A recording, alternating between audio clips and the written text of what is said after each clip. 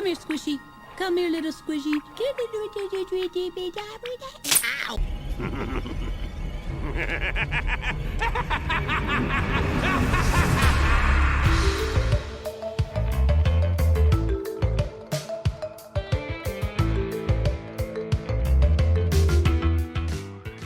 So here we are once again talking about one of the most iconic PlayStation mascots to ever grace us on a video game console, Crash Bandicoot. Jokes aside, I have so many fond memories with Crash over the years, so much so that I could make my own personal series about my history with Crash Bandicoot.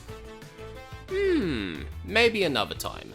But for now, since I made a top 10 video on Crash Bandicoot characters, racetracks from NCR, and racetracks from NCR Nitro Field. Hi, this is Future Justin talking. Now I accidentally said NCR, but it's actually CTR.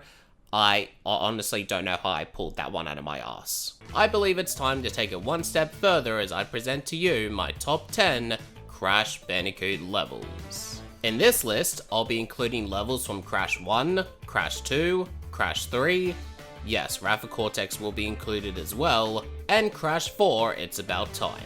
Since Twinsanity's levels are more of an open sandbox area instead of the traditional linear level, I will not be including Crash Twinsanity on this list. When it came down to it behind the scenes, this was probably one of the hardest top 10 lists I ever made, because there's a lot of good Crash levels, and my opinion always changed with ranking these levels. Number 2 changed to number 7, and so on. But at the end of the day, I finally have an accurate list I can look back on without any regrets.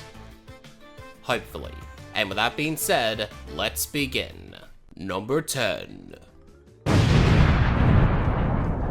We're going back to basics, kicking off with Insanity Beach, the very first level in the entire Crash Bandicoot series. You can say what you want about this level being too simple and nothing exciting happens here, but this to me is an iconic first level that'll get you pumped up to go on your adventure to defeat Dr. Cortex. The OST works really well here. I like how it's not too difficult, but it lets you know how the structure of the rest of the game will turn out to be as you progress. From the platforming, jumping over gaps, defeating these giant enemy crabs, and trying to break all the boxes on your very first try. Again, it's not a crazy over-the-top level, and it may not be everyone's cup of tea, but as I've stated before, sometimes even the most simplest of things can often turn out to make an impact. And what an impact this level brought to kick off the Crash Bandicoot series. Number 9. Ruins in video games can often be underappreciated, and in Crash 2, Naughty Dog did a really good job handling ruin levels, and Ruination is one of them. I love the whole atmosphere with the background having a dark and mysterious effect, but still looks really appealing to the eye. In this level, you have to watch out for those statues so you don't get burned, avoiding the jumping monkeys jumping around, moving platforms with an angle which you can also slip if you're not careful, and hey, a giant monkey throwing barrels at you. Where have I seen that before? Crash 2 demonstrates that ruin levels can be creative and can also bring out a layer of mystery, and Ruination is a good example of that. Number 8. Okay, so now it's time for a Wrath of Cortex level, and while the majority of them are not that good in my opinion, but there is one level I can think that does stand out, and that is Fahrenheit Frenzy. It's the 15th level in the game, and it introduced some cool elements, unlike the elementals themselves. You start in this hover pack thingy winny majiggy, I don't know what it's called, then after that, you go through a chemical building like area which is surrounded by hazards. You have enemies that just attack the same place over and over, which is pointless, but then you have to avoid lasers and pipes, and the level changes from 3D to 2D midway into the level. And the coolest part about this level, or I should say hottest part, is where you make it to the X-ray section, you can see a skeleton of Crash Bandicoot himself. That's interesting, as I haven't seen it before at the time. Wrath of Cortex isn't my favorite game, but if there's one thing I enjoyed about the game, is there is some nice fresh new ideas brought to the table, and Fahrenheit Frenzy certainly has that. Number 7. Number 7 is a level from Crash 4 being bears repeating. Get it? Bears repeating? Because it bears to keep on repeating. Screw it. Point is, this is a good Crash level. The first 75% of the level contains you and some platforming stages as you slowly make your way up to the top of the mountain.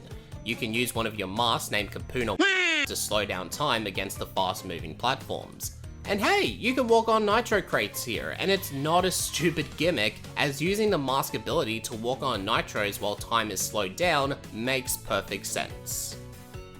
I should probably stop picking on Raph for Cortex. And as you make it up, destroying the chemicals in the process, you then jump on the polar bear and ride it down as you chase Cortex at the same time.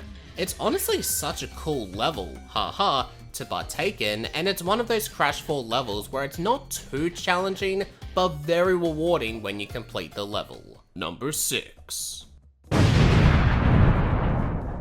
I get that some people might turn their heads thinking, what the hell is this guy thinking here? Out of all the levels I could have chosen, why did I select Road to Nowhere at number 6? Because it's my top 10 video, I do what I want. But jokes aside, I like platforming levels, what can I say? And the interesting part about this level is there is no multiple pathways or corners to turn, it's just you and a broken bridge you have to somehow make your way to the other side. Along your path, you have some broken wood, icy wood, some hogs, which sounds confusing to me, but other than that, this level really focuses on strict platforming, and if you make one wrong move, then you're done for. Simple level design, but yet still effective to test your skills. Number 5. Next up is Toxic Tunnels. Before making your way up to the castle, you have to go through the foul, disgusting mess of toxic waste. There's some neat hazards to witness, like some minecarts with pointy metals, electrical beams, and there's even some platforms that rotate halfway around, so you have to think carefully on when to jump so you don't fall to your eventual death. Some of those platforms can shoot out fire if you stand on it for way too long, adding just a little bit of pressure. As you go through the level, the toxic waste will disappear, and instead you have a volcano-like structure to avoid now. And the best part about this level is when you're nearly at the castle, you can see a nice view to soak it all in. Really reminds me of the Ratchet & Clank games. The level itself is really well done, as I love the design set pieces and the whole transition from toxic waste to firing blades, and it really sets the tone as you adventure towards the end of the game. Number 4. Number 4 is going to be interesting because while this level is from Crash 3 Warped, but it's not from the original lineup in the PlayStation 1 era. And the level I'm talking about is Future Tense, a brand new level from the Insane trilogy created by Vicarious Visions. And you can tell that there is so much dedication put into that level to a point where you believe that Vicarious Visions developed this level as a love letter to the fans. And oh boy, they sure did created such a great level. All your skills are put to the test as you make your way up. Like with Fahrenheit Frenzy, there's a mixture of 2D and 3D animations, and I really like how you're scaling up this one building, and when you go in the elevator, the camera rotates with you. Overall, Future Tense will have you thinking on how to get past some new creative sections, and what I love about this level the most is that it stays true to the Crash Bandicoot formula. Number 3. Here we have Cortex Castle, the final level in Crash 4, It's About Time. To me, it's the most difficult level in the game as you have to use everything you have learned along your journey and use it to reach the next checkpoint. Hopefully. Eventually. Yeah, best of luck. Look, I'm not gonna sugarcoat it, it is a tough level to complete, but this level is designed with patience in mind. If you take your time and look at your surroundings, you will be fine, I promise you. Cortex Castle can be extremely satisfying as you finally get past each area until you reach the very end. And plus, you can pull off some cool stunts like this. Okay, maybe not that. I love the challenge this level brings, and I'm determined to make it through from start to finish without taking a single death. Well, one day at a time. Number 2. I was going to select Snow Go here due to massive nostalgia reasons, but I opted with Cold Hard Crash instead. The main reason why is due to some nice challenging moments to partake in, from seals, porcupines, and penguins. Along your travel, you'll come across a death route, which is always a grand old time to join in. And then you have the ice shards that can fall down if you get too close to them. They're always a pain in the ass. The snow levels in Crash 2 were always such a memorable experience for me growing up, as I felt somewhat warm and full of joy inside, from the level design of the snow to the banger of a soundtrack.